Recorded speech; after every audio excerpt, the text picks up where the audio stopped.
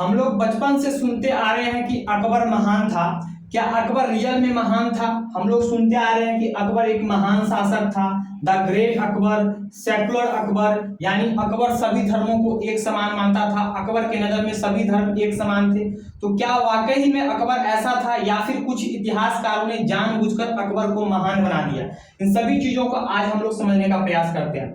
जैसा कि आप सभी को पता है कि 1556 ईस्वी में जब अकबर मात्र 14 वर्ष का था तो अकबर और हिंदू शासक हेमू के बीच में पानीपत का द्वितीय युद्ध होता है। इस युद्ध में अकबर की तरफ से अकबर का सेनापति बैरम खां इस युद्ध को नेतृत्व कर रहा था। इस युद्ध में हेमू जो है बुरी तरह हार जाता है। बैरम खां इस युद्ध को जीत जाता है, यानी अकबर इस युद्ध को जीत जाता है। युद्ध जीतने के बाद हमको क्या पढ़ाया गया इतिहास में कि बैरम खां इस युद्ध को जीत जाता है, यानी अकबर इस युद्ध को जीत जाता है। उसके बाद बैरम खां हेमू को पकड़ के लेके आता है, किसके पास? अकबर के पास लेके आता है और कहता है कि इस हेमू को जो काफिर है, इस काफिर को मारकर आप जो है गाजी का उपाधि धारण कीजिए। लेकिन अकबर क्या कहता है? अकबर इसको मारने से मना कर देता है कि हम इसको नहीं मारेंगे, इसको छोड़ दिया जाए। जिसके बाद इसको हेमू को कौन मार देता है? तो अकबर का सेनापति बैरम खां इसको अपने तलवार से काट देता है। ऐसा हमको इतिहास में पढ़ाया गया और फिल्म भी जो बनी है जोधा अकबर, उसी का एक फोटो लिया गया है, उसमें भी ऐसा ही दिखाया गया। लेकिन सच्चाई कुछ अलग है। आपको एक इतिहासकार है, मुगल इतिहासकार, उस इतिहासकार का नाम है अहमद यादगार। इस अहमद यादगार ने एक किताब लिखी है तारीख-ए-सलातिन-ए-अफगान। इस किताब में आपको बहलोल लोदी से लेकर हेमू के मृत्यु तक के जो आपको जो भी घटनाक्रम है, उस घटनाक्रम को इस किताब में लिखा गया है। इस किताब का जो है आपको एक इंग्लैंड का जो इतिहासकार था, उसका नाम है हेनरी मायर्स इलियट। इसने जो है इस किताब को, यानी तारीख-ए-सलातिन-ए-अफगान के किताब में से जो कुछ पॉइंट है जो इस युद्ध से रिलेटेड है, उस पॉइंट को इसने अपने किताब में लिया। इस किताब का नाम है the history of India as told by its own historians.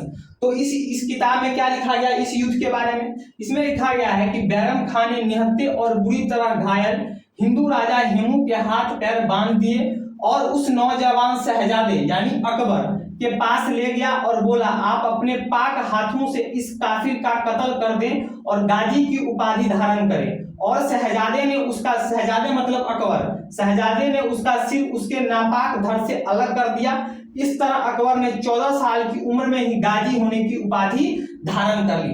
तो यहाँ आप क्या देख रहे हैं? यहाँ पर कौन? मुगल जो आपको इतिहासकार है वो खुद लिख रहा है अपनी किताब में कि अकबर ने खुद 14 साल की उम्र में, जब अकबर मात्र 14 साल का उम्र था, तो पानीपत के द्वितीय युद्ध में अकबर ने खुद अपने हाथों से हेमू को अपने तलवार से इसका सिर धड़ से जो है अलग कर दिया था। लेकिन हमको क्या इतिहास में पढ़ाया गया? जब भी हम लोग इतिहास पढ़ते नहीं, अकबर को जब इसे मारने के लिए कहा गया तो अकबर ने मारने से मना कर दिया। यानी अकबर जो बहुत ही सहनशीलता था, बचपन से बहुत ही दयालु था। तो ये एक पॉइंट आपको यहाँ पर फ्लॉप मिल गया कि इतिहास में हमको गलत पढ़ाया जा रहा है। फिर आगे बढ़िए, आगे चलकर अकबर जो है 1568 ईस्वी में चित्तौड़गढ़, ये राजस्थान का चित्तौड़गढ़ है, आपने नाम सुना होगा।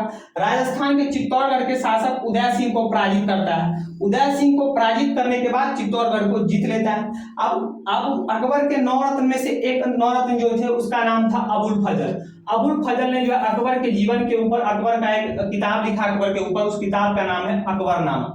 अब इस अकबरनामा में जो इस युद्ध के बारे में जो भी बातें लिखी गई है, यानी चित्तौड़गढ़ युद्ध के बारे में जो भी बातें लिखी गई है, उस बातें को भी जो है आपको किसने हेनरी मायर्स इलियट ने अपनी किताब the history of India as told by its own historian में जो है कोट किया है। तो क्या लिखा है कि अकबर के आदेशानुसार प्रथम 8000 राजपूत योद्धाओं को बंदी बना लिया गया और बाद में उनकी हत्या कर दी गई।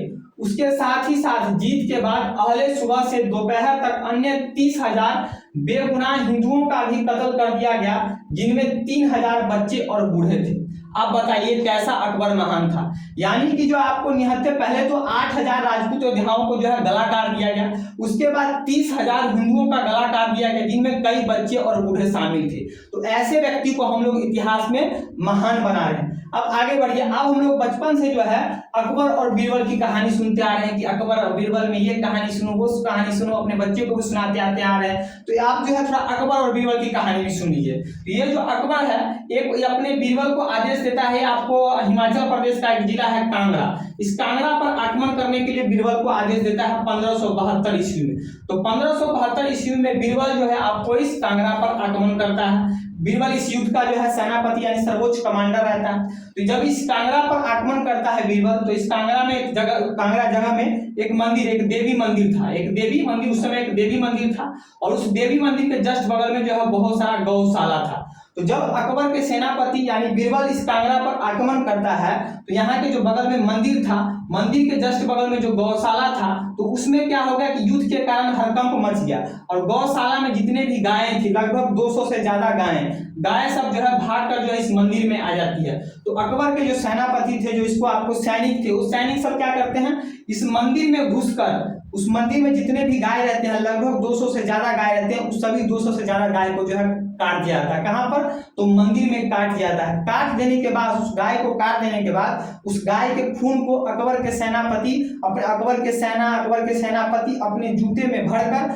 उसको मंदिर के दीवारों पर चिपकाते हैं, मंदिर के छत पर जाके जोर जोर से मारते हैं और इस अकबर को हम लोग महान बनाते हैं। सोचिए कि मंदिर में घुसकर 200 से ज्यादा गायों को मार दिया गया। उसका सेनापति कौन था, ये बीरबल। उस युद्ध का सेनापति कौन था, तो सर्वोच्च कमांडर कौन था, बीरबल। बीरबल एक हिंदू ही था। तो हम लोग अपने बच्चों को किसकी कहानी सुनाते हैं, अकबर और बीरबल, और इस अकबर को महान बनाते हैं। बात समझ गए। अब आगे बढ़िए। आगे हम लोग बात कर रहे हैं, तो ये अकबर जो आपको दिखाया गया, जिसको हम लोग महान बोलते हैं, ये अकबर अपने हरम में, यानी अपने हरम में जो है अपने ऐश मौज के लिए 3000 से भी ज्यादा लड़कियों को रखता था। 3000 से भी ज्यादा, मतलब 3000 से ज्यादा भी समय इसकी बीवी थी, इसकी पत्नी थी। तो अपने मौज मस्ती के लिए जो है 3000 से ज्यादा अपने हरम में इसने जो है औरतों को रखा था अपनी अय्याशी करने के लिए। और ऐसे अकबर को हम लोग जो है इतिहास में महान दिखाते हैं कि अकबर जो है बहुत ही महान थे। आप बताइए कि जिस अकबर ने 1556 ईस्वी में मात्र 14 साल की उम्र में आपको एक निहत्थे राजा को जो है सर धड़ से अलग कर दिया। उसके बाद अगर हम बात करें तो वो आपको चित्तौड़गढ़ के युद्ध में आपको जो है हजारों जो है राजपूत योद्धाओं का धड़ जो है सर धड़ अलग कर दिया, जिसमें बच्चे और बूढ़े शामिल थे। इसके सैनिकों ने जो है मंदिर में घुसकर जो है 200 से ज्यादा गायों को काट दिया। उसके बाद इसके हरम में 3000 से ज्यादा औरतें रहती थी इसके अय्याश में, इसकी मस्ती करवाने के लिए। उस अकबर को हम लोग इतिहास में महान कहते हैं। और ये हमारे इतिहास में एक पर एक महान शासक हुए।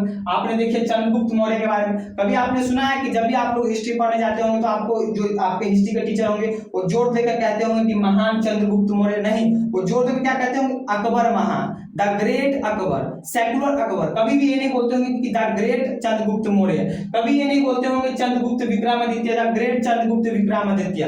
कभी आपको जो है महाराणा प्रताप की बात नहीं करते होंगे। महाराणा प्रताप का गाना सुना, महाराणा प्रताप के नाती पीतल से हम भर देंगे छाती, तो कभी महाराणा प्रताप की बात नहीं करते होंगे। कभी आपको वीर शिवाजी की महानता के बारे में बात नहीं करते होंगे। ये दक्षिण भारत जो है चोल वंश के शासक जो है राजराज प्रथम के बारे में, राजेंद्र चोल के बारे में नहीं बात करते होंगे। चोल वंश जो है दक्षिण भारत में आपको 9वीं शताब्दी से लेकर डायरेक्ट 13वीं शताब्दी तक जो है डायरेक्ट शासन किया। सोच लीजिए 9, 10, 11, 12, 13 यानी 4 शताब्दी तक चोल वंश ने दक्षिण भारत में शासन किया। इतिहास में ऐसा ही कोई वंश रहा हो जिसने लगातार इतने शताब्दी 4 शताब्दी तक शासन किया था। इस राजाओं का जो हम लोग अपने इतिहास में महान नहीं बताते हैं, तो महान किसको बताते हैं, तो महान हम लोग अकबर को बताते हैं। तो ये हमारे इतिहास के साथ साथ छेड़छाड़ किया गया। जब इतिहास लिखा जा रहा था तो हमारे इतिहास के साथ छेड़छाड़ किया गया, इसलिए फिर से पुनः एक बार इतिहास लिखे जाने की जरूरत है। विशेषकर मध्यकालीन भारत का जो इतिहास है उसको दोबारा लिखे जाने की जरूरत है, क्योंकि मध्यकालीन इतिहास के साथ जो है बहुत छेड़छाड़ किया गया है। ठीक है, तो अगर आपको ये वीडियो अच्छा लगा हो तो वीडियो को ज्यादा से ज्यादा अपने दोस्तों के साथ शेयर कीजिएगा। और जब भी अगर आप पढ़ने वाले स्टूडेंट हैं, अगर आपके टीचर पढ़ाएं अकबर पर जोर देके अकबर महान थे, तो उनसे जो है इस विषय के बारे में जो पॉइंट मैंने आपको बताया है, इस पॉइंट के बारे में उनसे जरूर पूछेगा।